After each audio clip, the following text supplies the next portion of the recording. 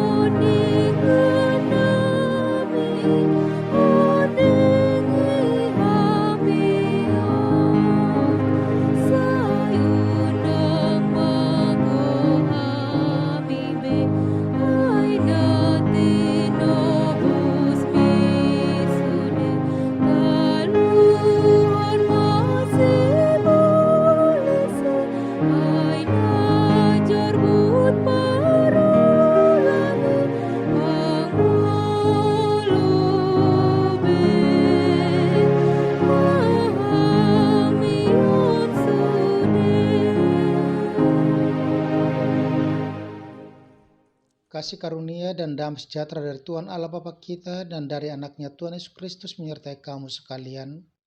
Amin.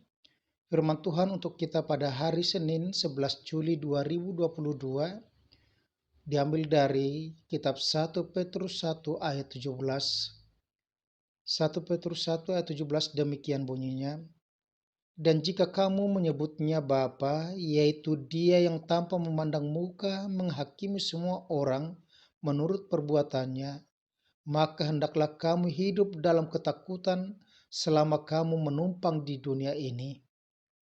Molo ama digwarhamu ibana na sumarnida rupa, laho manghumi nasa jolma, marguru tupa bahenanna, marhatahutam mahamu marparangi ditiki paisolatam muna. Demikian pembacaan firman Tuhan.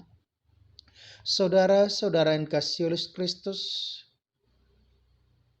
seorang Kristen yang dipanggil dari kegelapan masuk ke dalam terang, maka dia dituntut menjadi seorang yang berusaha hidup kudus, hidup dalam kesucian, dan dia akan dipanggil masuk dalam satu persekutuan, persaudaraan yang rukun dengan orang-orang di sekitarnya.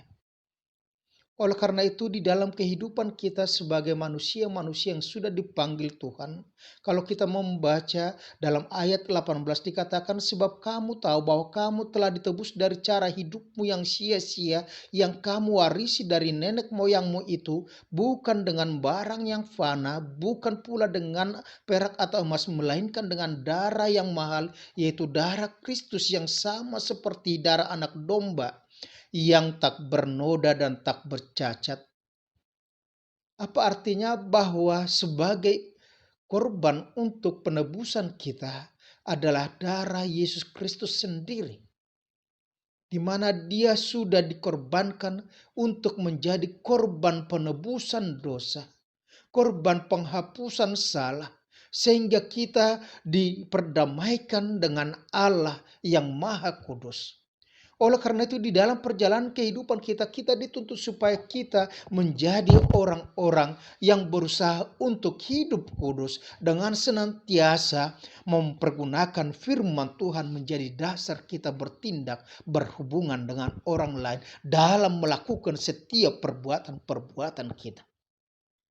Oleh karena itu firman Tuhan pada saat ini juga diingatkan kepada kita bahwa di dalam kehidupan kita maka kita harus menjadi kudus dalam setiap kehidupan kita, karena tertulis dikatakan di situ, kuduslah kamu sebab aku kudus. Kekudusan hagios berbeda dari dunia ini. Tadi berbeda bukan hanya sekedar berbeda atau asing, tetapi berbeda sesuai dengan kehendak Tuhan. Berbeda tidak bernoda, tidak bercela, tetapi dia menjadi berusaha hidup sesuai dengan kehendak Tuhan ketika Tuhan menciptakan manusia yang pertama itu. Oleh karena itu dikatakan kepada kita melalui penebusan Yesus Kristus, maka kita akan memanggil Allah itu sebagai Bapa. Ketika dia dikatakan sebagai Bapa, kita sebut sebagai Bapa, maka kita juga diingatkan bahwa kita adalah ahli waris. Karena itu sudah kita terima melalui baptisan kudus. Kita pewaris kerajaan Allah. Tetapi di situ juga kita diingatkan ketika kita percaya kepada Yesus Kristus, maka dikatakan kepada kita bahwa dia pada waktunya akan datang sebagai hakim yang akan menghakimi seluruh perbuatan kita. Di mana dikatakan dia akan menghakimi dengan tidak memandang muka. Tetapi dia akan menghakimi dengan sesuai dengan perbuatan-perbuatan kita.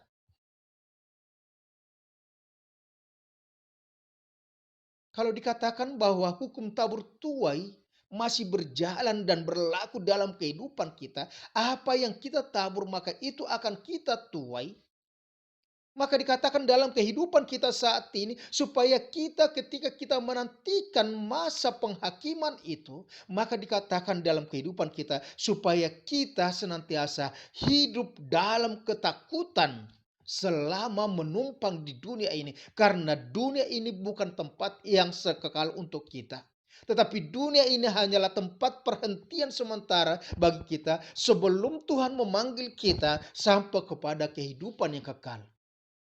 Kita akan berakhir di dunia ini. Kita akan memasuki masa penghakiman itu. Oleh karena itu dikatakan dalam kehidupan kita, takutlah untuk berbuat salah. Takutlah untuk melanggar perintah Tuhan. Takutlah untuk tidak melakukan yang tidak sesuai dengan kehendak Tuhan. Tetapi beranilah untuk berbuat baik. Karena apa? Dari baptisan kudus yang kita terima, maka Roh Kudus sudah dicurahkan sehingga kita berani memberitahukan yang benar, memberitahukan yang baik. Sama seperti ketika Roh Kudus dicurahkan kepada murid-murid, maka mereka menjadi berani untuk memberitakan tentang kerajaan Allah. Berani berbuat baik, tetapi takut untuk berbuat salah. Karena apa? Apapun yang kita lakukan, apapun yang kita perbuat, maka itu akan membawa kita kepada penghakiman. Sama seperti yang dikatakan oleh pengkhotbah. Hai anak muda, nikmati apa yang kau lihat.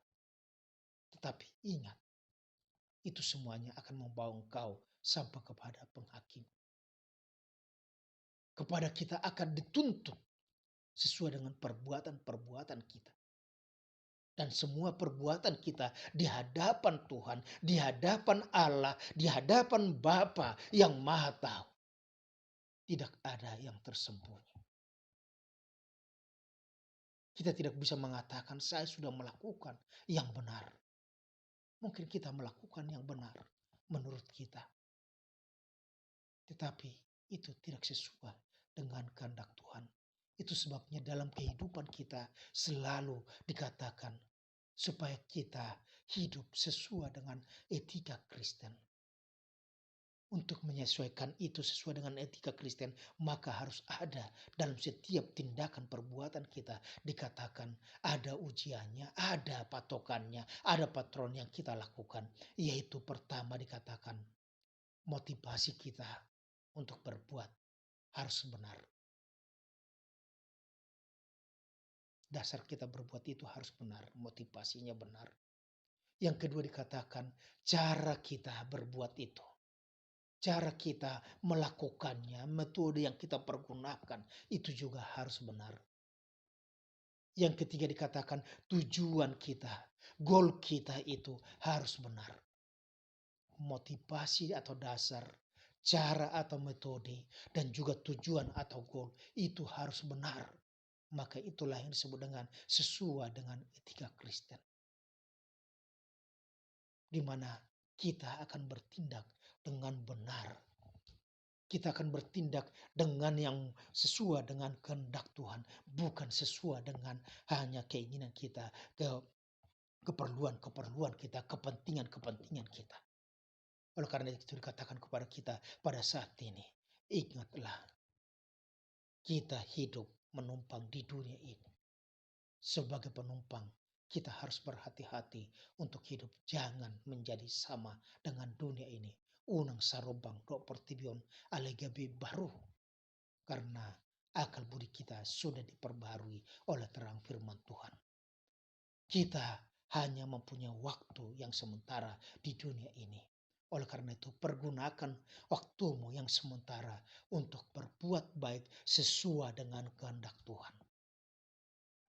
Tuhan, Bapa yang akan menghakimi dengan adil, tidak memandang muka. Oleh karena itu, perbuatlah segala tindakanmu dalam hidup bersama orang lain, dalam kasih persaudaraanmu. Nyata kekudusan itu, nyata perbuatan-perbuatan baik, karena firman Tuhan sudah menjadi dasar dari kita bertindak. Amin. Terima kasih ya Tuhan, jika hari ini Engkau telah mengingatkan kami bahwa dalam setiap perbuatan kami itu akan membawa kami ke dalam penghakiman, karena Engkau adalah Allah hakim yang adil, yang akan menghakimi dengan tidak memandang muka tetapi sesuai dengan perbuatan kami. Tetapi kami yakin dan percaya kasih setiamu lebih besar daripada murkamu. Oleh karena itu, mampukan kami untuk senantiasa mengisi kehidupan kami dengan perbuatan-perbuatan baik selama kami hidup di dunia ini. Karena Tuhan sudah menyediakan kehidupan yang kekal bagi kami. Kami menjadi pewaris kerajaan-Mu melalui keimanan percaya kami kepada Yesus Kristus. Dalam nama Tuhan Yesus Kristus kami ucap syukur. Amin. Anugerah Tuhan kita Yesus Kristus, kasih Allah Bapa, dan persekutuan dengan Roh Kudus menyertai dan memberkati kau sekarang sampai selama-lamanya. Amin. Selamat pagi, Tuhan Yesus memberkati kita dalam melakukan pekerjaan kita satu hari ini. Salam.